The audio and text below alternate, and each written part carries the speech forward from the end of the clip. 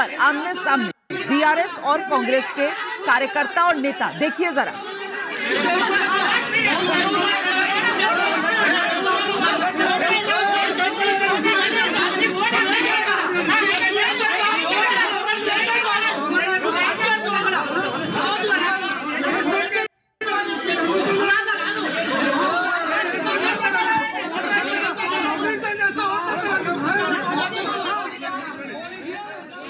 तो ये जो तस्वीरें हैं वो आप तेलंगाना के जनगांव जिला की तस्वीरें देख रहे हैं। ये जो जनगांव जिला है, यहां पर देखिए किस तरीके की आक्रामकता बीआरएस और कांग्रेस के कार्यकर्ताओं में। पोलिंग बूथ के सामने दोनों एक तरीके से गुत्थम गुत्था होने को तैयार। वहां पर आप देख रहे हैं सुरक्षाकर्मी जो मौजूद, वो बीच बचाव करते हुए नजर आ रहे हैं। अगर शायद वो वहां पर मौके पर ना मौजूद होते तो फिर यहां पर तो बात हाथापाई तक पहुंच जाती। मारपीट पर उतारू नजर आ रहे हैं ये कार्यकर्ता, और इन तस्वीरों को देखकर अंदाजा लगाया जा सकता है कि कितना ज्यादा चार्ज्ड माहौल यहां पर, और कितनी ज्यादा बात साख पर आ चुकी है यहां पर, और सीधा सीधा मामला कैसे बीआरएस और कांग्रेस के बीच जमीन पर बनता हुआ नजर आ रहा है।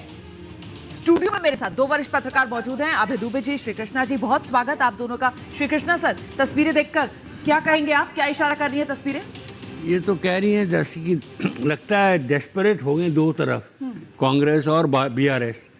यानी जिस तरह से ये माहौल है, बीआरएस भी लगता है थोड़ा सा हिल रही है उनकी ज़मीन थोड़े। मगर ये जो लड़ाई दंगे होते हैं ये तो आम तौर पे सभी जगह होते हैं भाई। आप कहीं भी लड़ाई झगड़ा पार्टियों के बीच में होती रहती है। इसको तो हम इसी से कोई ये नहीं कह सकते हैं कि किस तरफ है या है, होती रहती है, तो कोई बड़ी बात नहीं है। बिल्कुल। तेलंगाना जब से बना है तब से ये जो जनगांव विधानसभा सीट है ये लगातार टीआरएस के कब्जे में रही है, और इस बार इस सीट पर कड़ी चुनौती कांग्रेस की तरफ से टीआरएस के जो सिटिंग विधायक एम रेड्डी उनको दी जा रही है। और क्या ये उसी के नतीजे के तौर पर देखा जाए यहाँ पर, और या फिर वो शब्द डेस्परेशन जिसका इस्तेमाल श्री कृष्णा जी की तरफ से किया गया? अभय जी, देखिए, एक बात तो साफ है कि तेलंगाना में संघर्ष बहुत ही कड़ा है। सभी पार्टियां अपनी पूरी ताकत झोंक रही हैं, और ये इस तरह की घटनाएं, दरअसल इस तरह जब संघर्ष बहुत कड़ा होता है तब इस तरह की घटनाओं के अंदेशे बढ़ जाते हैं। देखना हमें ये होगा कि वहाँ का वोटिंग प्रतिशत कितना होता है जी। पिछली बार तकरीबन 79 पॉइंट समथिंग, यानी करीबन 80% के आसपास वोट पड़ा था, जो काफ़ी बड़ा वोट प्रतिशत है। तो इस बार ये मतदाताओं के सामने भी चुनौती है कि वो पिछले वोट प्रतिशत को प्राप्त करें या उससे ज़्यादा वोट दें।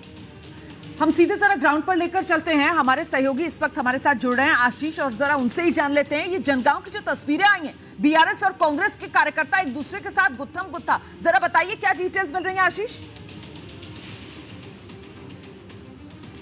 देखिए, जनगांव एक कॉन्स्टिट्यूएंसी है जहां इस बार बीआरएस ने अपने सिटिंग एमएलए को चेंज किया। यहां पर काफ़ी तगड़ी फाइट जनगांव में बीआरएस को मिल रही थी, इसलिए उन्हें अपना कैंडिडेट चेंज करना पड़ा।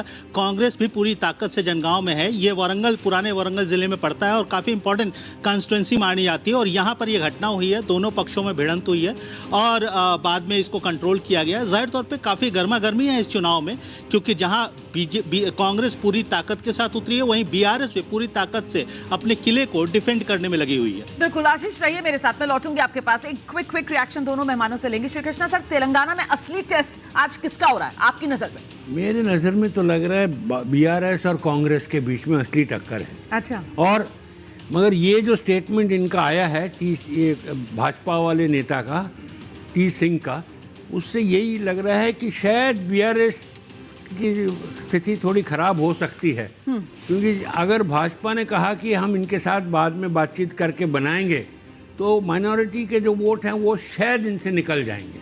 आप टी राजा सिंह के बयान का जिक्र कर रहे हैं, जिसमें टी राजा सिंह कहते हैं कि अगर हमें पूरे नंबर्स नहीं मिले तो फिर हम बीआरएस के साथ मिलकर सरकार बना लेंगे। ये वो बड़ा बयान है जो बयान आज मतदान वाले दिन अगर बीजेपी के बड़े नेता की तरफ से दिया जाता है तो जाहिर सी बात है डैमेजिंग बीआरएस के लिए हो सकता है। और इस सब के बीच तेलंगाना के चुनाव में एबीपी न्यूज लगातार आपको दिखा रहा है किस तरीके से दिग्गज वोट डाल रहे हैं। अगर आप भी तेलंगाना के वोटर हैं तो अपना वोट जरूर डालिए। ये तस्वीरें आपके सामने हैं, नेता अभिनेता सब चुनाव मैदान में उतरकर वोट डालने के लिए पोलिंग बूथ पर पहुंच रहे हैं।